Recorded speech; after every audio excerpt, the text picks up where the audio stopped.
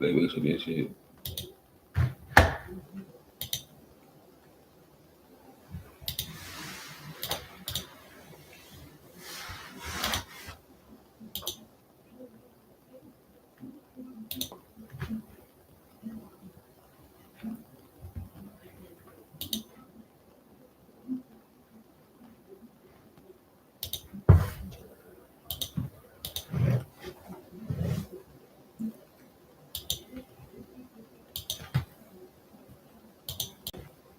He'll play with a shot at $2,000 in casino.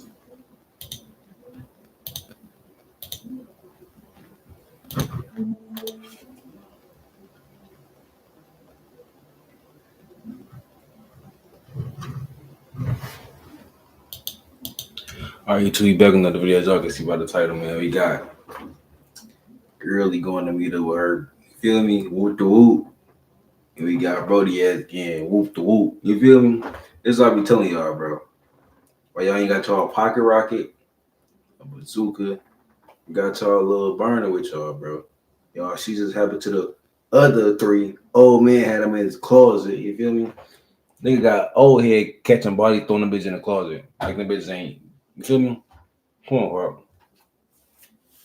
Come on, Carl. We got old head going water going on Carl, Carl. Hold on, this bitch. This could be.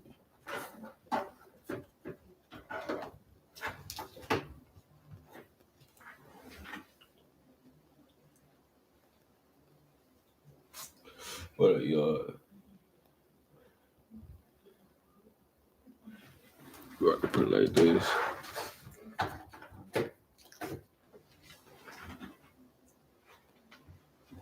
But,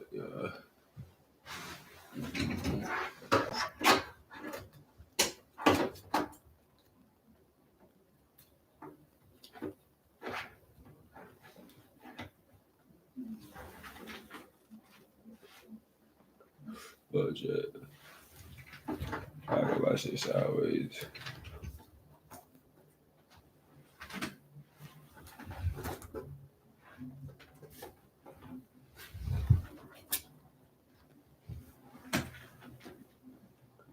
What up, dog?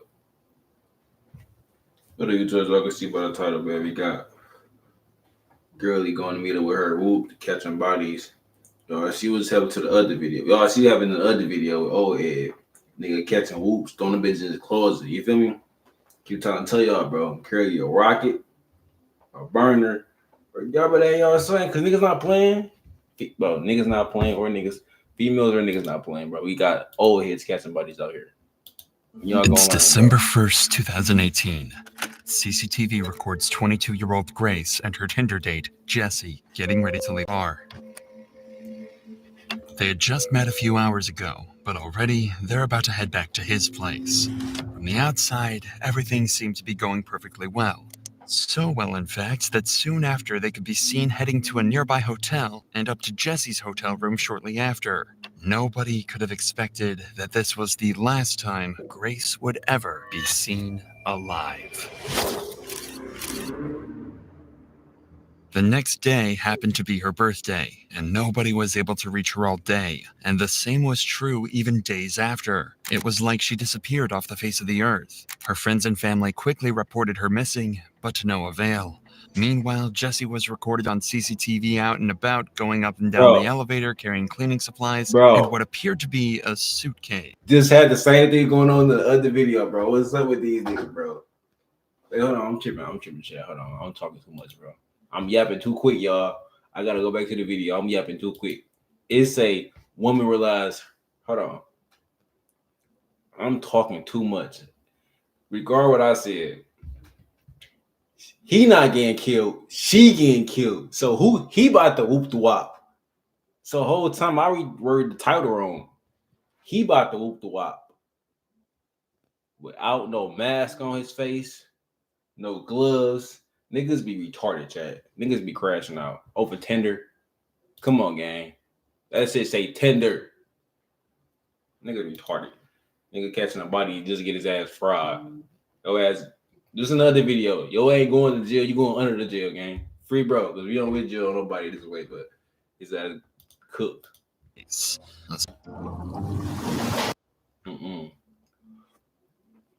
I could, bro. No Basco is crazy. Suitcase with contents that would shock everyone to the core. And what's even worse, the killer had another date lined up. And if the cops don't intervene and arrest him quickly, this girl, as well as countless others, could fall victim to this very same man. They sweet. I ain't gonna lie. They Tell me what going, happened last Saturday. they going quick as hell. They niggas send their ass one text with an emoji. They talk about, come on, they going. From the beginning? At 5:37 p.m. on December 1st, 2018, Grace, who just finished a backpacking journey from England to New Zealand, leaves her hostel to meet Jesse. Meanwhile, Jesse is having pre-date drinks at a local bar, downing several beers before the date begins. In fact, as he leaves the bar, you can still see at least 4 empty bottles sitting on the table. They meet in a popular spot where there's plenty of people, making Grace feel safe while she meets her date for the first time. But this will be a false sense of security, as Jesse has no plans to try anything untoward in public. He's going to wait until they're alone. Suspecting nothing, Grace accompanies Jesse to a bar where they drink together for over an hour before they head for a Mexican bar at 7:15 for more drinks, and yet another bar named Bluestone Room around 8:30 p.m. This will be Damn, chat. How much do they need to drink? Fuck. where Jesse tries his Chill luck out, nigga. and sees if he can get a little closer to Grace. At 8:54, they share their first kiss.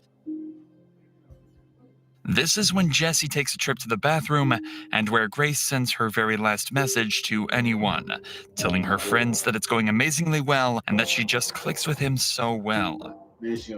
She's probably excited to spend the night with. When they made iPhones, nobody should have ever had a fucking Drake again. They made an iPhone for one reason, bro. To leave that iOS shit, I mean that Android device shit alone, bro. Find My Location is on iOS, bro. And you niggas still walking around with an Android, bro. 2018. Let me see what this bitch say. 4 months ago, chat. But the video say 4 months ago, but in the video it say 2018. So from 2018 to 2025, no iOS. Should be having iOS. What the fuck am I yapping about, chat? I need to quit yapping to watch the video. 2018, 2025, everybody should have an iPhone, and that bitch should say iOS. You feel me? Nobody should walk around with a fucking Android. With a man that she genuinely likes. She could have had no idea that instead, he was about to end her life in one of the most horrific ways possible. What the fuck? Her life in one of the most horrific ways possible. The next morning, Grace's phone starts to receive a ton of messages. It's her birthday, and there are plenty of friends who want to send her their best wishes. Each and every one of these messages goes unanswered. The first. That's crazy. If she do her birthday with the next day, why the fuck will she be outside having pre-fucking workout? Not pre-workout, pre-birthday plans, shit like that. Like your birthday the next day, you can't wait the next day to go and have fun. I'll be too actual with this shit, chat. Sign that something is wrong is at 8 a.m. when Jesse enters the very same elevator, this time on his own. He go back to the same elevator. They know his face. Clothes different. He thinks shit's sweet. Like he ain't just call him another body. Niggas is retarded. Throwing the camera a suspicious glance. Cool. If you think he's just getting the birthday girl a morning coffee, then think again. During that night, Jesse killed Grace by strangulation, and now he's going to try and do everything he can to cover up his crime, and he needs to do it quickly, because he's already got another potential victim lined up. By 8:07 a.m. Chad, this nigga seen the cameras, gave him a strange look, and caught another fucking body. He don't care. This is tutorial how to crash out 101.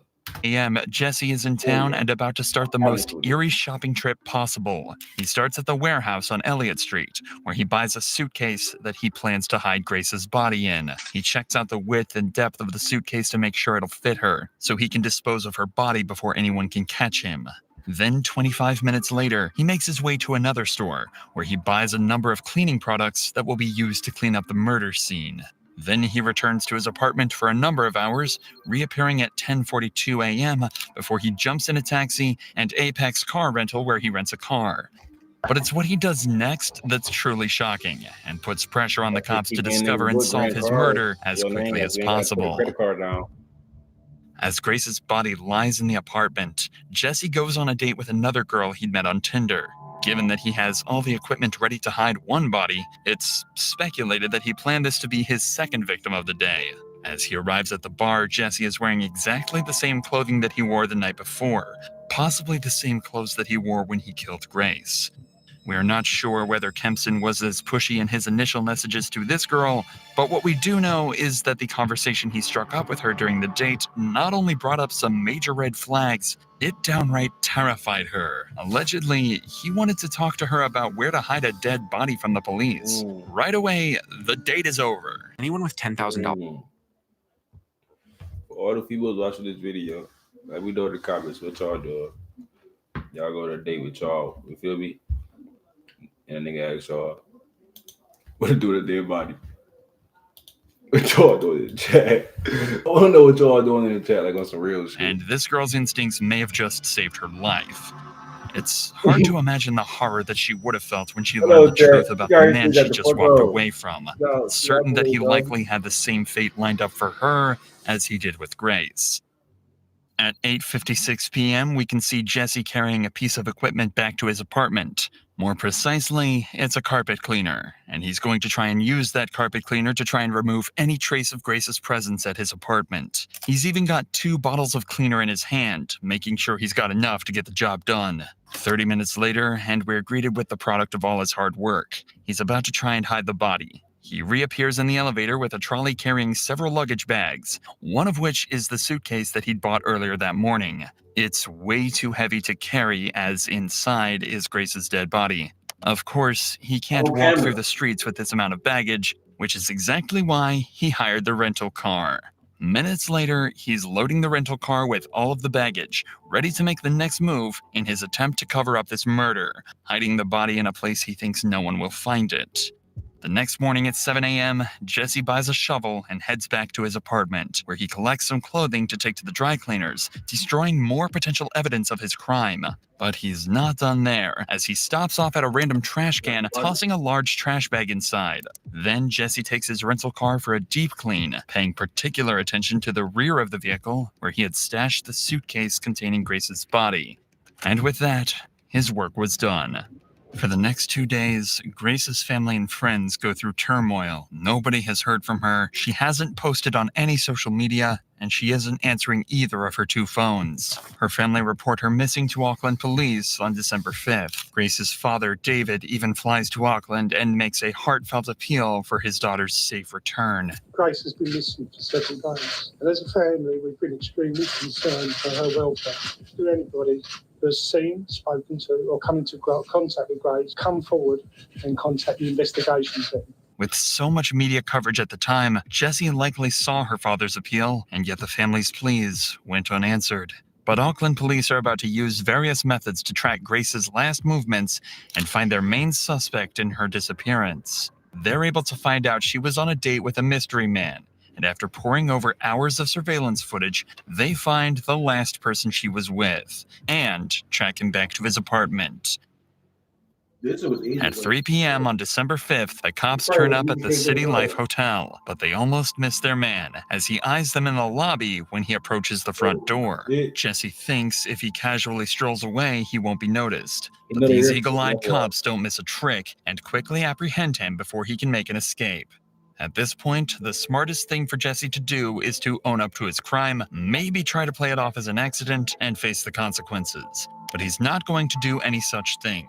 In the interrogation room, he plans to lie his way out of this, but he's completely unaware that the cops have already seen every move from the night of the murder and have about as much evidence as they could possibly ask for. At the start of the interview, he has no reason to lie, as he's just recalling the events before the murder. Tell us about Grace. So I was talking to Grace on Tinder. Yeah. We'd matched on Friday. I saw that we'd matched the next day on Saturday. And then we met at Sky City. And then we decided that we were going up to Andy's Burger Bar, which is on the first floor. Not long into this interview, Jesse becomes entangled in his first lie, as he claims Grace was the one pushing for a date, when we already know he was the one trying hard to meet Grace in their initial messages. Whose idea was it to go to that particular burger place? Me, because I didn't initially know that she was real. What do you mean? Well, there's a lot of... So have you heard of catfish? No. So catfishing is where someone uses your profile or uses your photos and pretends to be you and then meets, and you're a completely different person. Right. And it's on Tinder, it's all about the way you look. And so if they use more endearing photos, you're more likely to swipe for them. Okay. Oh, that's why How does meeting in a public place sort of protect you from... like that. Oh, I gotta chill out with that shit. Jack. Stay off them apps. meeting someone who's not as good looking as... Well, there's security there. So if she wasn't who she said she was, at least in my mind, I'd feel safe. When Jesse is confronted with evidence from surveillance cameras, he continues to lie, digging a hole for himself that he's going to struggle to escape from. No. I go down Victoria Street, straight down to the bottom, and then hang a left, and I head towards the viaduct. You go to the viaduct a bit? Yeah. Yeah. Yep. You've kind of walked in a bit of a funny direction if you were planning to go to the viaduct. Well, it's the direction I normally go. Yeah. It's I mean, I'm just sort of saying, like, if you were planning to go to the viaduct, I normally go down Queen Street and then cross at the bottom of Queen Street, go through the containers, and then walk along the wharf. yeah. Is there a particular reason you were going to do that? I feel safer down that way. The cop obviously suspects something strange here. Jesse's behavior and responses don't seem to line up or make sense at all, and if Jesse is lying, it'll only take a good few questions to throw him off completely. So the cop starts to apply the pressure, sending Jesse into panic. Actually, don't know if she's been murdered or not yet. She may be alive and well, Okay. but she might also be dead. Okay? And it could be that you've done it. Bro, you know that, all over. They got your face all over. Hey, I just want to ask a question. Have I been arrested for something I wouldn't do? You haven't been arrested, man. Oh. Bro, that nigga say that now. We doing deal. He's not being arrested just yet, but Auckland police are convinced Jesse is either behind Grace's disappearance or is at least involved. And the more they investigate this case, the more evidence they find to suggest Jesse is the one responsible. It's not just the surveillance footage that helps solve this case. Remember the new suitcase and cleaning products Jesse bought the morning after? Well, believe it or not, they were all bought on Grace's credit card. When you go rogue, you don't just settle. Chad, I think got drunk. Tried to whoop. She wasn't going. Hey, yeah, turn out right, cause I was like, as room and bro off the, you feel me? Yeah, 4 bottles crazy. well as an extra night's stay at the City Life Hotel.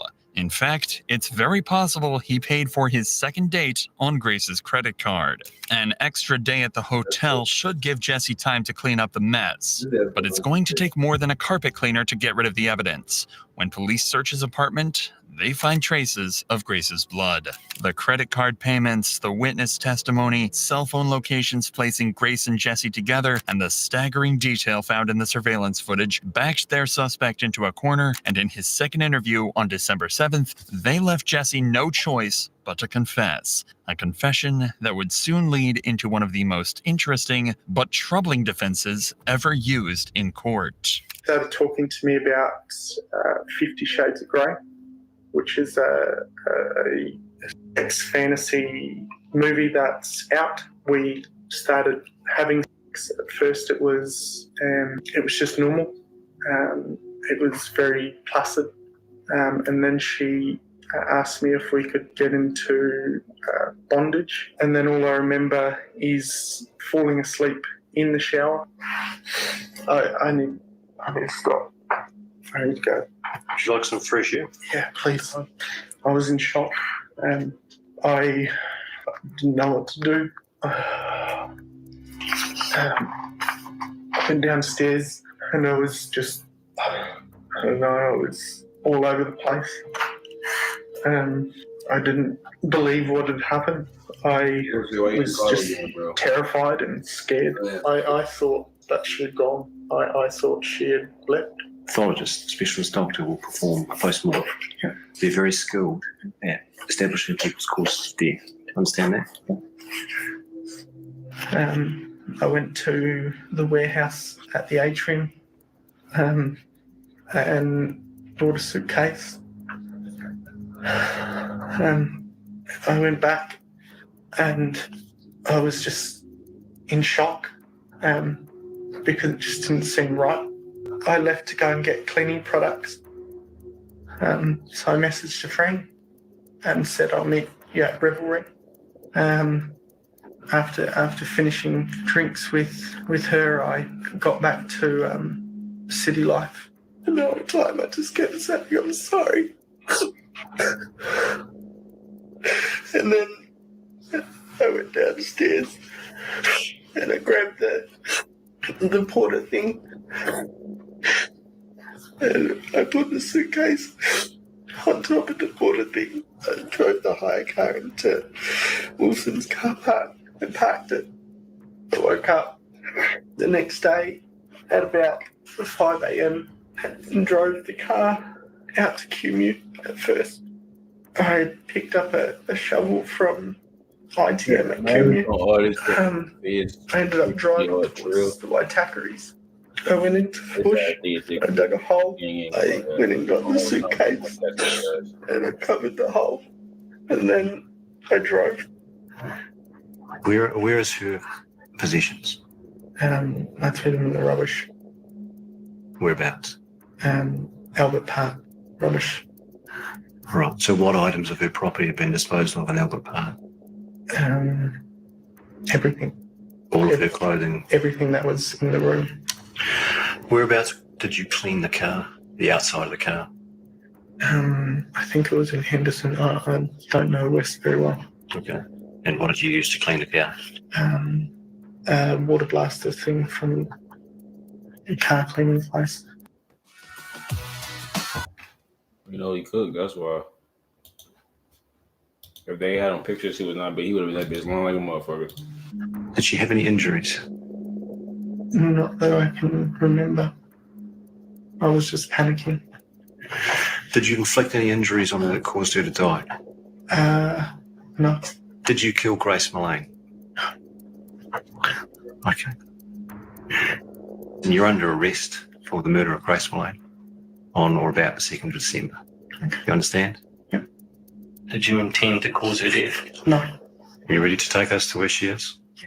The media called it the 50 Shades of Grey defense. The idea is that someone may consent to being harmed during intimacy knowing the dangers involved. If they made no indication to stop, then it would be seen as an accident, and the person responsible shouldn't face a murder charge. But this defense has always been seen as more of a scapegoat, used by lawyers to try and get their defendant off with a lighter sentence. which in this case would be manslaughter. This doesn't change what happened after Grace's death, and the disturbing series of events uncovered during the investigation. From December 1st, the day before the date, all the way to December 7th, cops found Google searches made by Jesse looking for a place to hide the body. He'd also taken photos of Grace's body before and after he packed her into the suitcase. They found Grace's body on December 9th, 2018 in the Waitakere Ranges just outside of Auckland. It was determined that she was strangled and had bruises on her arms and chest consistent with being pinned down. In New Zealand, there is no such thing as first-degree or second-degree murder. All charges are treated the same, carrying a life sentence. That meant there was no investigation into the premeditation. All that mattered was if Jesse killed her or not. It was that simple. Jesse maintained his innocence, but was eventually found guilty, and on February 21st, 2020, he was sentenced to life in prison with a minimum non-parole period of 17 years. After his trial, 2 more women came forward and claimed Jesse had sexually assaulted them after they met him on Tinder. He was found guilty on those charges as well, adding another 11 years to life added to his sentence. Everybody be asking me, man. He ain't up getting out. Ain't that bitch beating his ass, chat. Make sure y'all like, comment, subscribe, man. New videos right here. Roll the stuff on it.